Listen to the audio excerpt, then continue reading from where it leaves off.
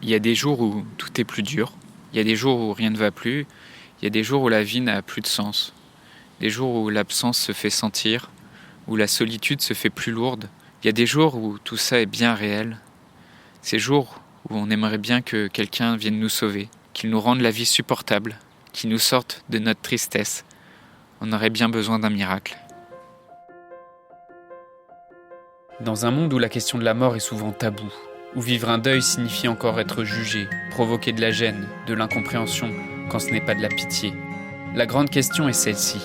Comment des orphelins comme nous, qui avons vécu très tôt la mort d'un parent, qui ne voulons pas porter ce poids sur nos épaules toute notre vie, ni qu'il impacte nos relations actuelles, comment nous pouvons y donner un sens nouveau, construire des relations plus profondes, et surtout, comment nous reprenons le pouvoir sur nos vies.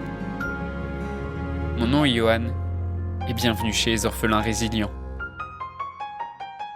Aujourd'hui, peut-être tu te sens découragé, peut-être tu as envie d'abandonner et le deuil de tes parents, de ton père ou de ta mère, c'est vraiment insupportable pour toi et c'est trop dur et t'en peux plus. Tu vis peut-être un passage difficile et t'aimerais que quelqu'un t'aide à le dépasser, t'aide à te relever. Et j'ai envie de te dire, bah oui, c'est normal. C'est normal si aujourd'hui t'es triste, si tu pleures, si quand tu vois des amis passer des bons moments en famille avec leurs parents, c'est quelque chose qui te touche, si ça t'attriste, si tu trouves ça injuste. Et je comprends tellement ça en fait, et j'ai l'impression d'avoir ressenti ça moi aussi, d'être comme paralysé, d'être propulsé comme ça dans le monde des adultes, avec la conscience de la mort et avec autant de responsabilités, d'avoir tout ça à gérer. C'est normal en fait d'être épuisé, c'est beaucoup de choses à gérer.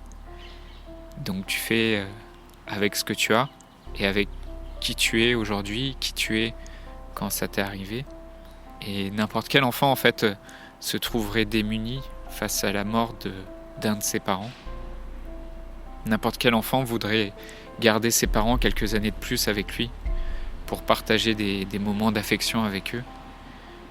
N'importe quel enfant, c'est qu'il ait 5 ans, qu'il ait 15 ans, qu'il ait 20 ans, qu'il ait 40 ans, qu'il ait 60 ans. N'importe quel enfant se sentirait seul et impuissant face à la mort de ses parents. Je comprends tellement ce que tu vis et j'aimerais aussi t'envoyer un message d'espoir. Tu aimerais peut-être que quelqu'un t'aide à te relever de cette épreuve et je voudrais bien t'aider à faire ça. Mais je dois aussi être honnête avec toi. Je dois être honnête avec toi parce que pour t'aider, je dois te dire que personne ne peut faire le chemin à ta place. Et tu peux espérer que quelqu'un arrive dans ta vie et résolve tous tes problèmes, toutes les difficultés que tu traverses, que quelqu'un vienne guérir tes blessures ou combler ton manque affectif, apaiser tes colères. Et peut-être tu vas chercher cette personne pendant des années sans jamais la trouver parce que tu cherches à partir de ton manque. Et peut-être qu'une telle personne va arriver dans ta vie parce que si c'est ce que tu cherches à obtenir, c'est probable que ça soit ça que tu obtiennes. Mais ce sera quoi le revers de la médaille? Quand tu auras placé tous tes espoirs dans cette personne, comment tu te sentiras si cette personne ne correspond pas à l'idéal que tu avais imaginé? Si cette personne t'est retirée, qu'elle a un accident ou qu'elle te quitte, comment tu te sentiras? Quand on retire de ta vie cette personne, est-ce que c'est l'effondrement? Est-ce que ça l'aide à un vide immense en toi? Donc comment tu fais pour rentrer dans une nouvelle relation après ce deuil? Est-ce que tu es propulsé dedans, un peu par hasard, comme si tu étais dans une catapulte? Ou est-ce que tu construis un escalier? Parce que c'est magnifique d'être catapulté dans une nouvelle relation. Ça va très vite, ça va très haut. Il n'y a pas beaucoup d'efforts à faire, mais par contre, au bout d'un moment, tu arrives au point culminant et tu regardes en dessous de toi et en fait, tu as les pieds dans le vide. Et tu t'aperçois qu'il n'y a plus rien en dessous de toi, qu'il n'y a rien qui te tient et que tu vas très vite retomber et que ça va faire mal. Par contre, si tu prends le temps de construire et de gravir un escalier, marche par marche, ok, ça va être un peu plus difficile, ok, ça sera peut-être un peu plus long et ça va sûrement te prendre des efforts Sauf qu'à chaque marche, tu es sur quelque chose de solide. Tu sais sur quoi t'appuyer et tu peux t'arrêter en cours d'ascension.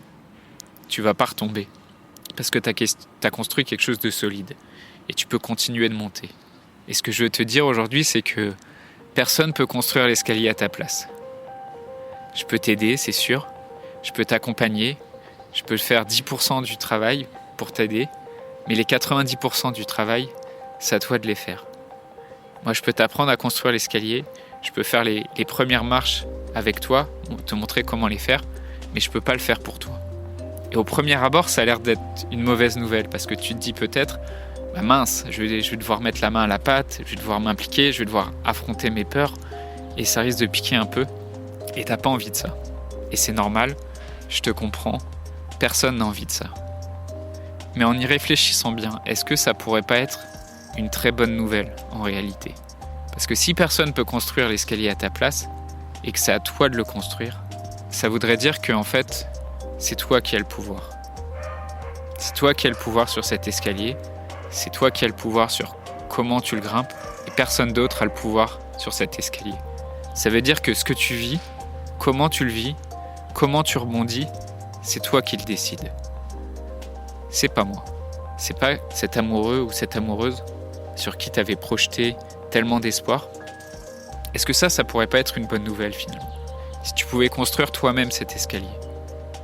Bien sûr, avec de l'aide, avec des conseils, mais selon ta propre volonté. Et pas au hasard ou selon la volonté des autres.